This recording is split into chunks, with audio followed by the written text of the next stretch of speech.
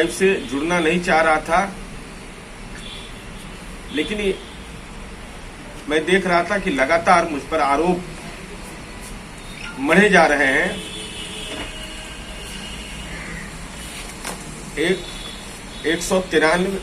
193 घंटा हो गया, हम पर तरह तरह के आरोप लगाए गए। हमारे बारे में कहा गया कि इनको मंत्री पद, इतनी भी जानकारी नहीं है मेरी जानकारी के बारे में। हम लोग तो गांव के खेत खलिहान से पढ़ करके आए हैं, हम लोग तो कोई डीपीएस यूपीएस में पढ़े नहीं हैं। तो हमारी योग्यता पर भी सवाल उठाया गया कि मुद्दा उठाने का इनको तरीका नहीं मालूम। यह भी कहा गया हिंदू अनडिवाइडेड फैमिली एक्ट का प्रावधान बताया गया, हर प्रावधान को बताया गया। धैर्य रखिए। यह भी बताया गया कि जमीन की यह चुनावी हलफनामा में है। ये तमाम आरोप हम पर लगाए गए। यह बताया गया, सारे लोग मैदान में आ गए। एक प्रेस कॉन्फ्रेंस ने सारे परिवार के लोगों को, आप तमाम मीडिया के साथियों के साथ और बिहार की जनता के सामने अपनी बात कहने के लिए मजबूर होना पड़ा। यह कहा गया कि निकनेम ही है, निकनेम मतलब उपनाम होता है। यह कहा गया कि चुनावी हलफनामा में इसका जिक्र है।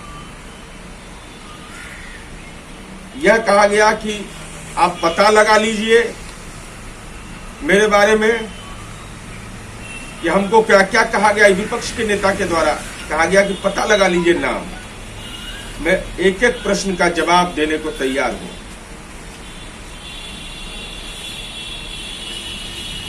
सत्य न विचलित हो कभी, सत्य न सकता हार। मिटे पाप का मूल भी, करे सत्य जब वार। जब वार सत्य जो वार करता है ना, तो मन विचलित होगा। मुख में मीठे बोल हैं, जैसे ये लोग कहा है ना, दलित शोषित पिछड़ा का नारा लगाते हैं। मुख में मीठे बोल हैं, हृदय कपट का भाव, हृदय में कपट रखे हुए। इनमें अब है नहीं सच सुनने का चाव। सच सुनने का चाव जो होता है, रुचि होती है, वह नहीं है। क्योंकि एक गलत करिएगा 100 गलत बोलना पड़ेगा आपको, और उसका प्रतिफल जानते हैं ना। झूठ न फलता है कभी, होता इसका अंत। झूठ न फलता है कभी, होता इसका अंत। मरते हैं मानव यहां, सत्य रहे जीवंत। मानव शरीर तो छूट जाता है, लेकिन सत्य सत्य होता है। इसका एहसास तो निश्चित रूप से होना चाहिए हमारी समझ से। और आरोप लगा रहे हैं, योग्यता पर सवाल खड़ा कर रहे हैं। तो हमने उस समय भी कहा, उस बीच के दौर में हमने कहा कि अगर मेरे आरोप गलत है तो मुझ पर मुकदमा करिए। मुकदमा करने में क्यों डर रहे हैं आप? हम अगर गलत बोल रहे हैं, हम आपका चरित्र हनन कर रहे हैं। कहा गया कि राजनीति के निम्न स्तर पर चले गए, तो संपत्ति खरीदने के समय नहीं सोचे थे कि सही स्तर है या गलत स्तर है। तो आरोप लगा रहे हैं। क्या क्या आरोप इन लोगों ने लगा दिया। अब मैं उनके हर प्रश्न का जवाब देने को तैयार हूं। कृपा करके बताइए, यह जानना बहुत जरूरी है आम लोगों के लिए। पहला बुनियादी सवाल मेरा है कि क्या नाबालिग को संपत्ति खरीदने का अधिकार है? क्या 3 वर्ष 4 वर्ष की उम्र में कोई संपत्ति उसके नाम से खरीदा जा सकता है?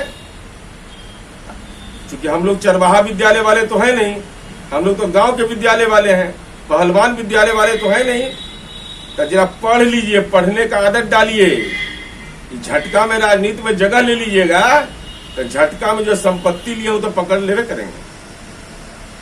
इंडियन कॉन्ट्रैक्ट एक्ट है 1972, यह कहता है कि किसको जमीन का कॉन्ट्रैक्ट करने का अधिकार है। इसका यह कानून 1872 का है, आज भी प्रभावी है। वह कहता है every person is competent to contract who is the age of majority according to the law. जो बालिग होगा उसी को संपत्ति खरीदने का अधिकार है। दिमाग मत लगाइए हम पर, कह रहे हैं कि इनको जानकारी नहीं है, तो आपसे जानकारी लेकर राजनीति करते हैं, बटैया लेते हैं। हम लोग मेहनत करते हैं खुद। जरा बताइए, इंडियन कॉन्ट्रैक्ट एक्ट 1872 का सेक्शन 11 के तहत जो प्रावधान है, क्या ये उसका उल्लंघन है कि नहीं, सो बताइए। मैं आप तमाम फेसबुक लाइव के मित्रों से अनुरोध करूंगा कि उनसे पूछिए ये सवाल, क्योंकि इनको कानून तो समझ में आता नहीं है। जब कानून का इंजेक्शन पड़ता है तब इनको कानून समझ में आता है। The Indian contract act 1872 section 11 प्रभावी है या नहीं प्रभावी है, जरा ये बतावे। और मेजोरिटी एक्ट क्या है, कोई इसके लिए भी कानून है। ऐसा नहीं है कि कोई कानून नहीं बना है, बिना कानून का देश नहीं चल रहा है। डॉक्टर भीमराव अंबेडकर ने इस देश के अंदर संविधान बनाया और संविधान के द्वारा जो प्रदत्त शक्तियां हमारी हैं, वो शक्तियां के तहत इंडियन मेजोरिटी एक्ट है। साल तो याद होगा नहीं, 1875। उसका 3(1) यह कहता है every person domiciled in India shall attain the age of majority on his completing the age of 18 years and not before।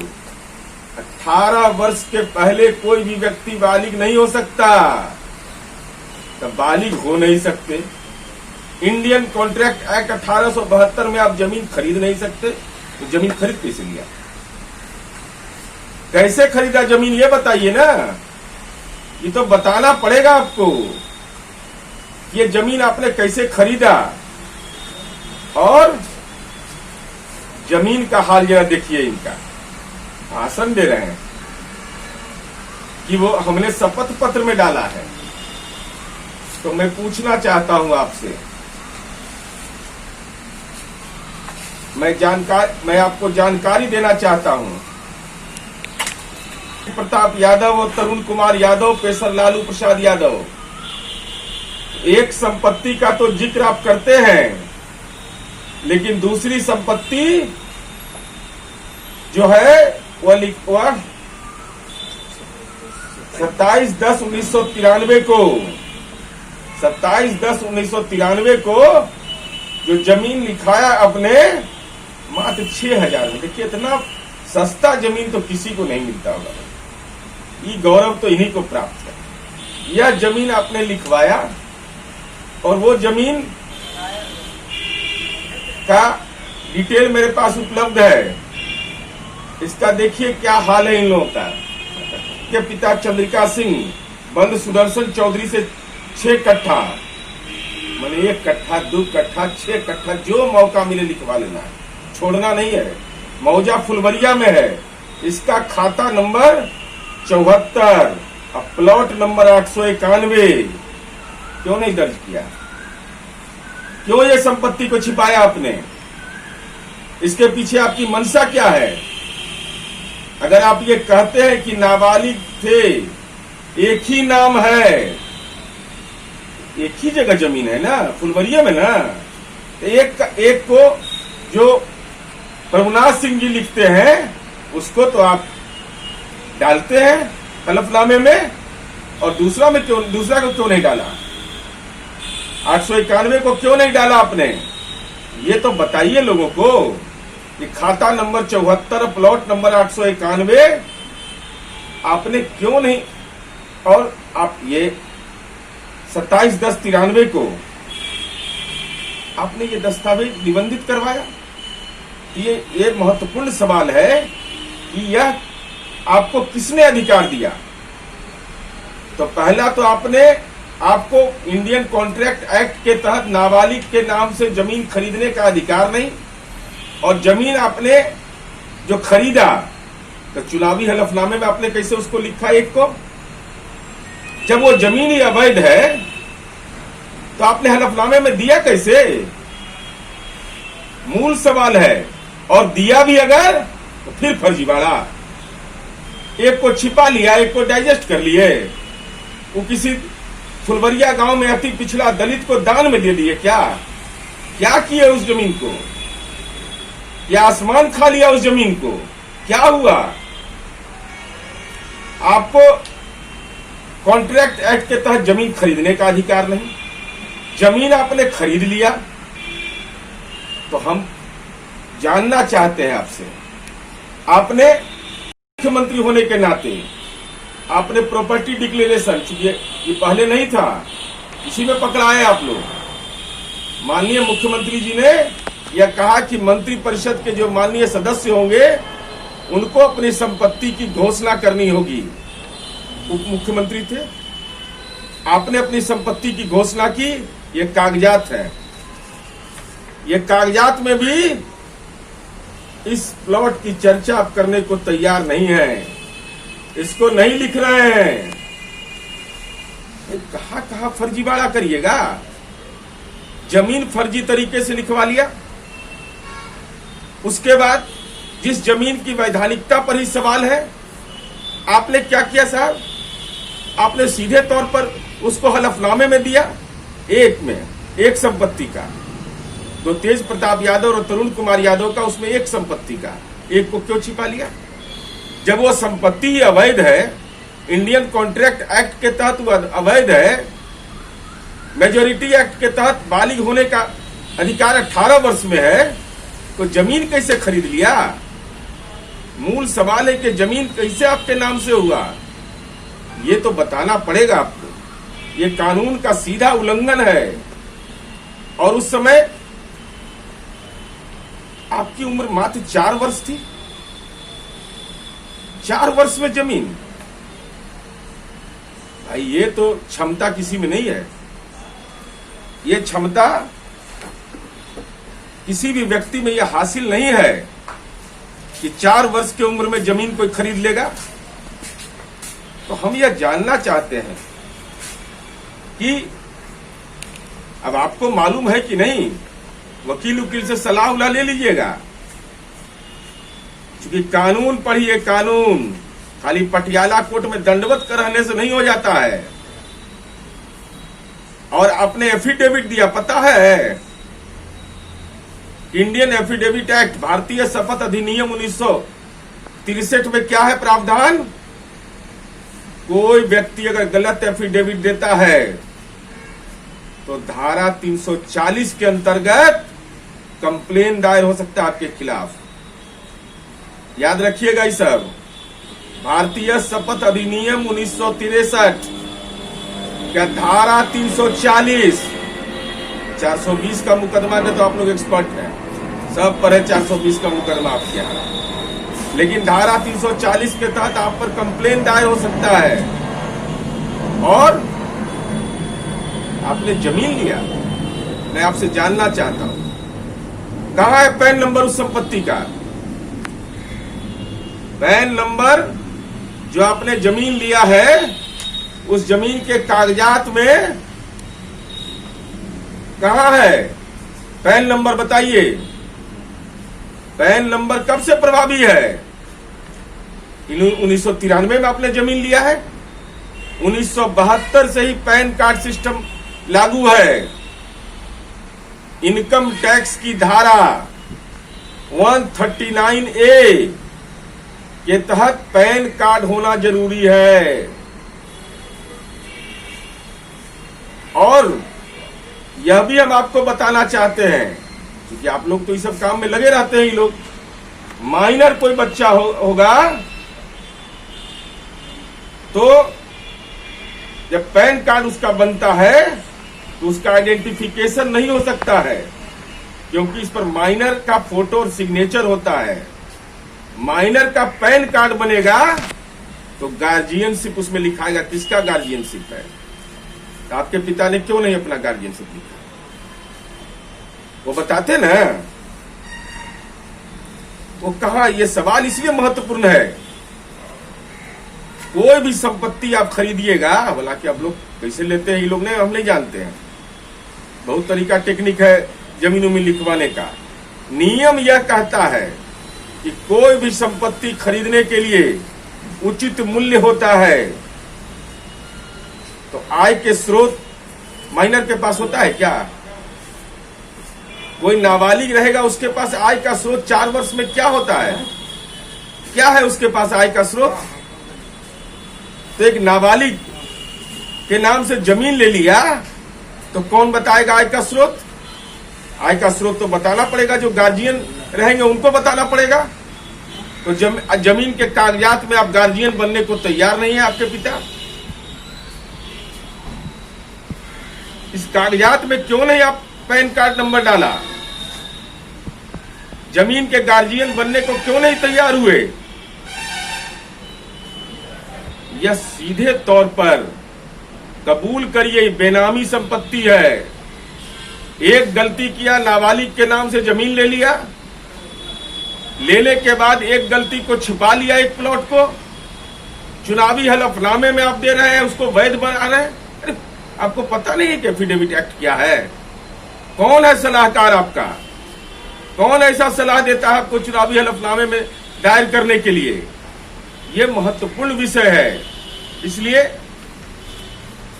हम आपको यही निवेदन करना चाहते हैं कि पूरी मजबूती के साथ जो हमने आरोप लगाए हैं वो दमदार आरोप हमारे हैं, चिंता मत करिए इसका।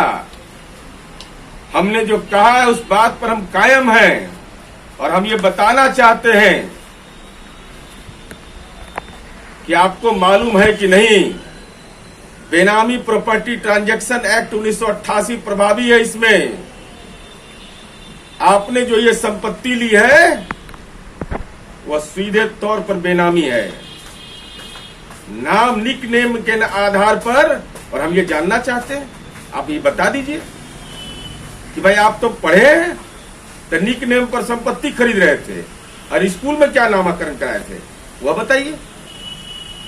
कुछ तो प्रमाण दीजिए कि सीधे चुनाव आयोग में जो हलफनामा आपने दे दिया, जो बिल्कुल ही अवैध इस मामले में है कि नाबालिग के नाम पर आपने जमीन ले लिया। तो हम आपसे ही विनती करेंगे, आप तमाम साथियों से,